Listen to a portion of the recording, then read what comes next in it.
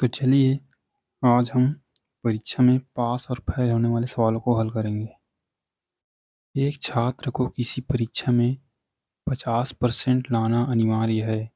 देखिए इस लाइन का मतलब क्या है कि न्यूनतम अंक पासिंग मार्क्स, इसे पासिंग मार्क्स कहते हैं, वो 50% है। उसने 43 अंक प्राप्त किए और 43% अंक प्राप्त किए और 42 अंकों से फेल हो गया तो परीक्षा का पूर्णांक पूर्णांक मतलब पूरा पूरा अंक, एक परीक्षा में कितना अंक अधिकतम हो सकता है। देखिए 50% उसे लाना अनिवार्य है। उसने लाया कितना? 43%। तो यहाँ पर फेल कितने अंकों से हो गया वो? 7% से। जबकि अंक में कितना बोला है? 42 अंकों से फेल हो गया। तो यही 7% 42 अंक के बराबर है। ये अंक है। तो 1% कितना होगा? 42/6 सॉरी 7, तो ये 6 होगा। तो 100% कितना होगा?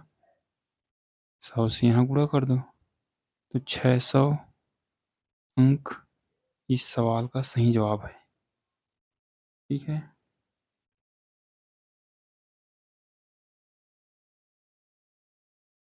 किसी परीक्षा का पासिंग मार्क्स 40% है। पासिंग मार्क्स कितना है? 40%। एक छात्र को 400 अंक प्राप्त हुए। एक छात्र को 400 अंक मिले और वह 80 अंकों से फेल हो गया। देखिए इस लाइन का मतलब समझिए। एक छात्र 40 अंक प्राप्त करता है और वह 80 अंकों से फेल हो जाता है, तो उसे पास होने के लिए और कितने अंक चाहिए? यही 80 अंक तो चाहिए ना। तो अगर मैं इसमें 80 जोड़ दूं तो ये 480 अंक अगर लेकर आ जाता तो पास हो जाता। और पास होने के लिए पासिंग मार्क्स कितना है? 40%। तो यही 40% 480 के बराबर होगा। उम्मीद करता हूँ समझ में आया होगा। तो 1% कितना होगा? 0 से 0 खत्म। तो 1% 4 से अगर भाग दूंगा इसको तो ये कितना होगा? 12। तो पूर्णांक अपने आप में कितना होता है? 100%।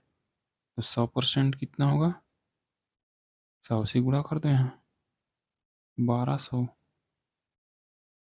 देखिए इसको मैं प्रूफ भी कर देता हूँ। अगर 1200 का मैं, ये पूर्णांक है, मेरा आंसर भी है।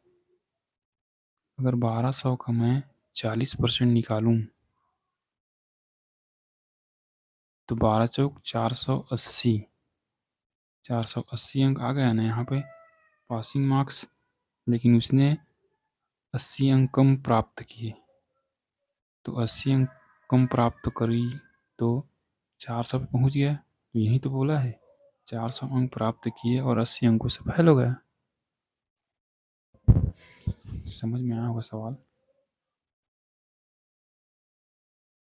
चलिए ये सवाल भी देखिए। एक विद्यार्थी को 40% अंक लाना आवश्यक है।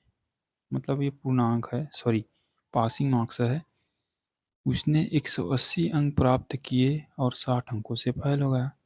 अगर यही 60 अंक को प्राप्त कर लेता तो वो पास हो जाता। तो 180 में अगर 60 जोड़ूं तो 240 होगा। तो 1% कितना होगा? 6 के बराबर। 4 सीधा काट दो तो 100% कितना होगा? 100 से गुणा तो 600 अंक उसका पूर्णांक है, यानी पूरा पूरा अंक। आप भी किसी एग्ज़ाम में जाते हो तो कुछ अंक निर्धारित होता है। मान लो कोई पेपर दिया आपने 100 अंक का है तो वहीं आपका पूर्णांक होगा। ठीक है। चलिए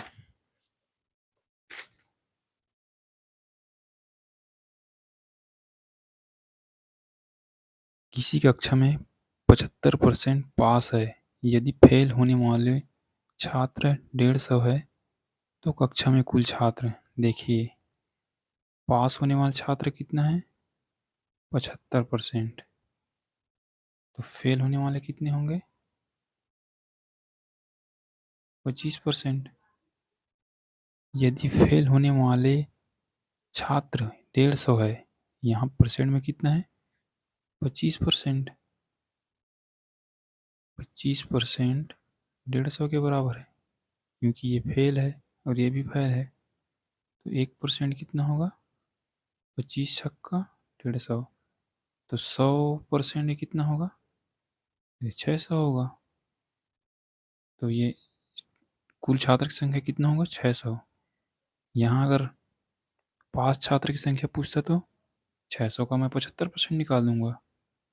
600 का 75%, क्योंकि उसने बोला है कि 75% पास है। 6×5 = 30, 450 पास। 450 छात्र पास हुए। सवाल में आपको कुछ भी पूछ सकता है। एक छात्र एक कक्षा में 60% बॉय है, तो गर्ल कितने होंगे? 40% होंगे। यदि लड़कियों की संख्या 200 है, लड़की की संख्या कितनी है? 200। तो 40% 200 के बराबर नहीं होगा क्या? 1% कितना होगा? 5 के बराबर। तो वही पूछा है कक्षा में कुल छात्र कितने होंगे, तो 100% का मान कितना होगा? अरे 500 होगा। यदि लड़कियों की संख्या पूछता तो, सॉरी, लड़कों की संख्या पूछता तो मैं 500 का सीधा 60% निकाल देता। यहाँ से 300, तो 300 और 200 कितना हो गए? 500। इस सवाल का सही जवाब कितना है? 500। चलिए मिलते हैं अगले वीडियो में परीक्षा में पास और फेल होने वाले के बढ़िया सवालों के साथ। तब तक के लिए धन्यवाद।